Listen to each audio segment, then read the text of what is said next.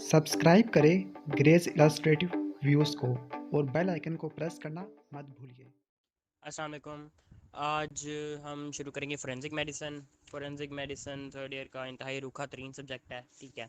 और अब हम इसका टॉपिक जो है ना लॉज, ठीक है ना, वो शुरू करेंगे। अब लॉज पढ़ते हुए आपको लगेगा आप वकील ज़्यादा बन रहे हैं और डॉक्टर कम, ठीक है ना, लेकिन करने तो हैं क्योंकि इसमें से एक एससीक्यू और 5 एमसीक्यूज आने हैं आपके, ठीक है ना, पेपर के अंदर।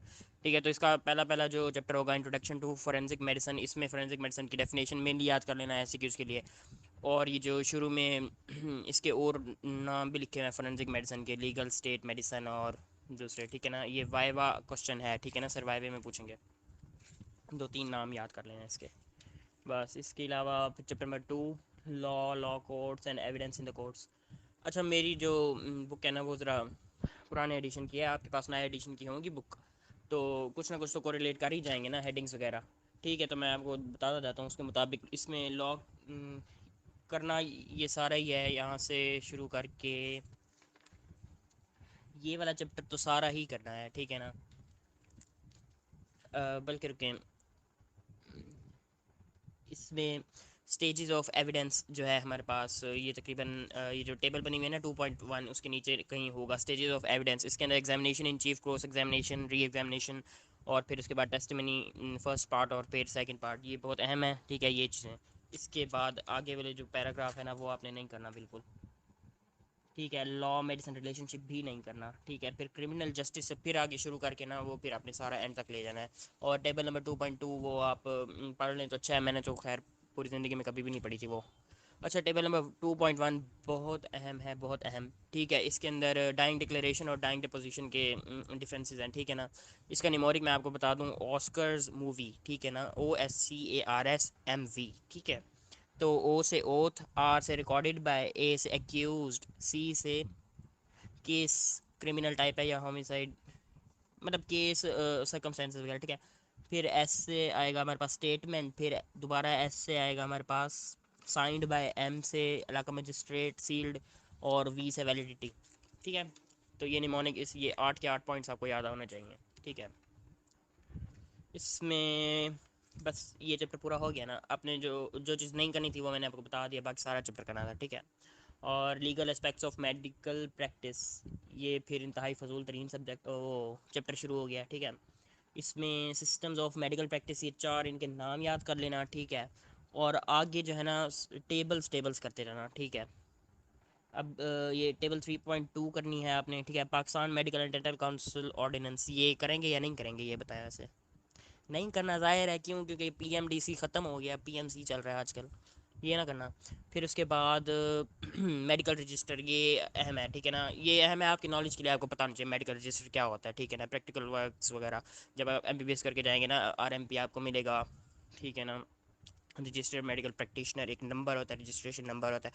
वो सारे वो जो रजिस्ट्रेशन नंबर होता है ना, वो असल में यही मेडिकल रजिस्टर में आपका नाम दर्ज होता है, और उसके साथ एक सीरियल नंबर होता है, वो होता है रजिस्ट्रेशन नंबर। आ रही है ना समझ? अच्छा, तो इसके 3 प्रिविलेजेस होंगे और 2 ऑब्लिगेशन होंगे। ये 5 पॉइंट्स तो लाजमी याद रखने हैं ना आपने, 3 प्रिविलेजेस और 2 ऑब्लिगेशंस, ठीक है ना। ये बहुत अच्छा सवाल है, पेट क्वेश्चन है, ठीक है।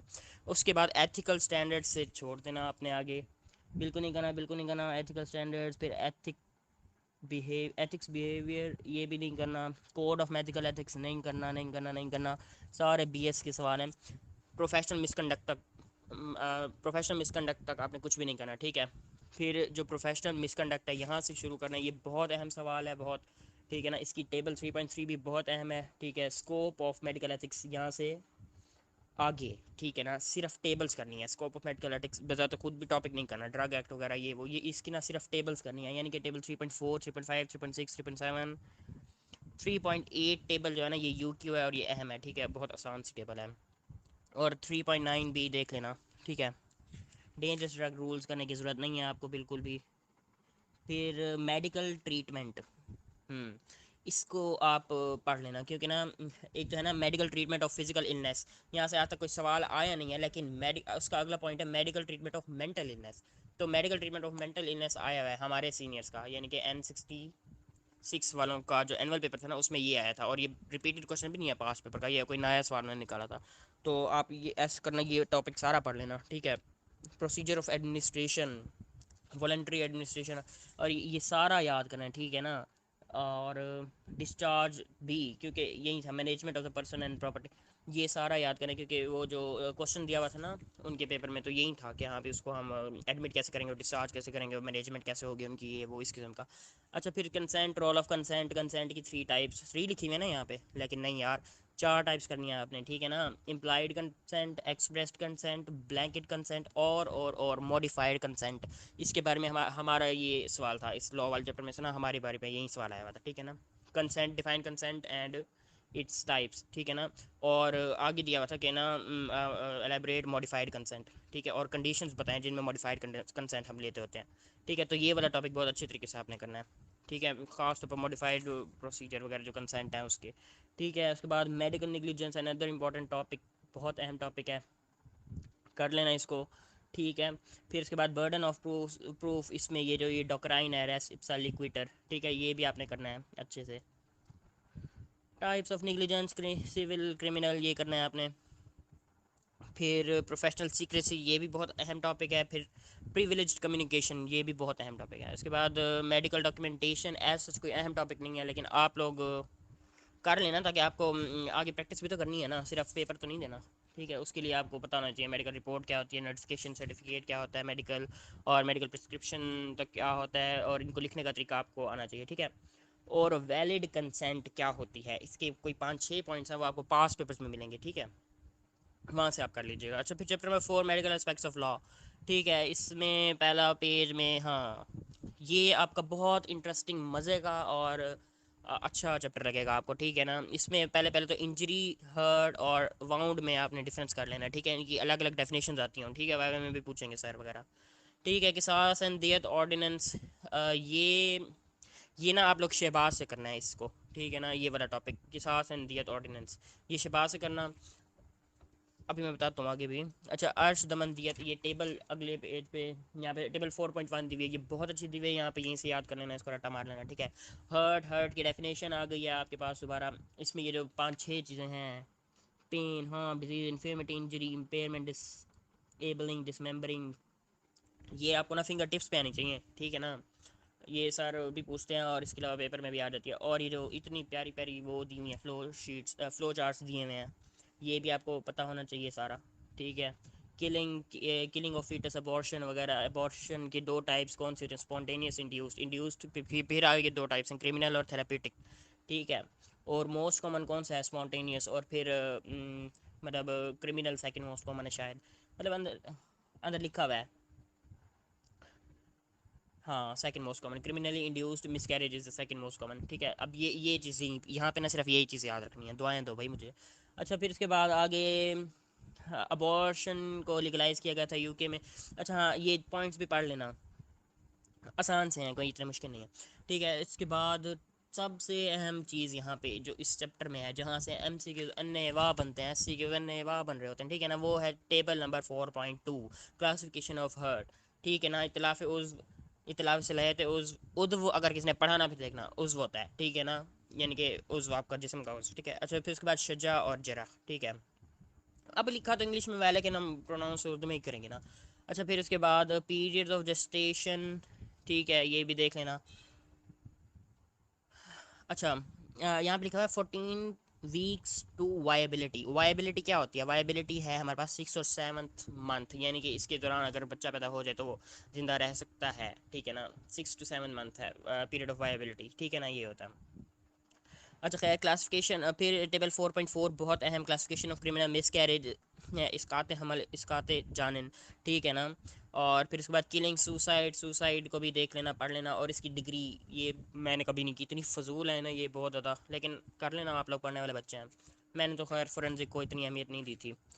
अच्छा, एक और चीज़ मैंने ये बतानी थी कि ना, सेक्शन पूछता होता है कभी कभी कि ना, ये मतलब क्राइम किया किसी ने तो किस सेक्शन के तहत इसको कौन सी सज़ा मिलेगी, यही क्वेश्चन होता है। एससीक्यू में नहीं, एमसीक्यू पूछते हैं वो, ठीक है ना। जैसे अब मैं आपको कत्ल का बताता हूँ, कत्ल 302 लगती है, कत्ल के बाद दफ़ा 302, हाँ। जैसे अब मैं बता रहा हूँ आपको, दफ़ा 302, दफ़ा 322, ये वाले सेक्शन जो है ना, वो पूछे हुए होते हैं एमसीक्यू के अंदर, ठीक है। अच्छा, तो फिर ये सुसाइड के बाद नेक्स्ट पेज पे किलिंग ऑफ अदर, यानी कि कत्ल, कत्ल की फिर टाइप्स, कत्ल आमद, कत्ल शिबह आमद, कत्ल ख़ता और कत्ल बिसबब, ये भी बहुत अहम चीज़ें हैं, ठीक है। यूथनेसिया, इसको एक दफ़ा इसकी डेफिनेशन पढ़ना ना, बड़ी इंटरेस्टिंग सी है, मज़ा आएगा आपको, ठीक है।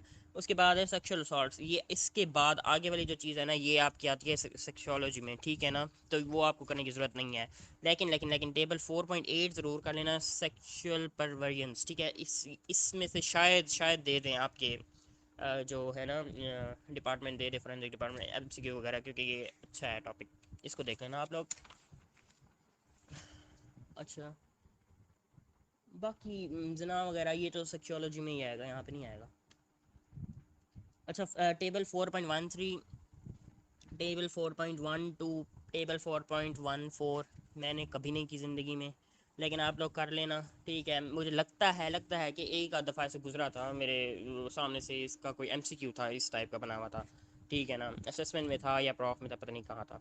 तो ये आपका लॉ वाला चैप्टर कंप्लीट हो गया है। और फोरेंसिक की सबसे अच्छा, ये मैं अगले ऑडियो नोट में भेजता हूँ, ये अहम बात है। फोरेंसिक में ना जो सबसे ज़्यादा मसला होता है ना बच्चों को, वो होता है एमसीक्यूज़ में, ठीक है ना। एमसीक्यूज़ बहुत गंदे आते हैं, जैसे अभी मैंने बताया था, सेक्शंस उठा के दे दिए होंगे उन्होंने कि हाँ भाई ये क्राइम है, कौन सा सेक्शन हो लगेगा इसके ऊपर, ये मतलब इस किस्म के एमसीक्यूज़ होते हैं जो ऐसे समझे वकीलों से बंदा करे तो उनको आए, ठीक है। हमने तो ऊपर ऊपर से पढ़ना होता है, तो हमें कहाँ से आने हैं, ठीक है। तो हाँ, ये मसला होता है एमसीक्यू में, तो बेहतर ये है कि ना कहीं से ना पास पेपर के एमसीक्यू ज़रूर ढूंढें आप लोग, ठीक है, और उनको करें, ठीक है। तो जो मैंने आपको बुक एक दी थी अभी की, टू यूएचएस वाली, ठीक है ना, एमसीक्यूज़ के हवाले से, वो आपने नहीं ली होगी, मुझे पता है नहीं ली होगी अभी, ठीक है ना।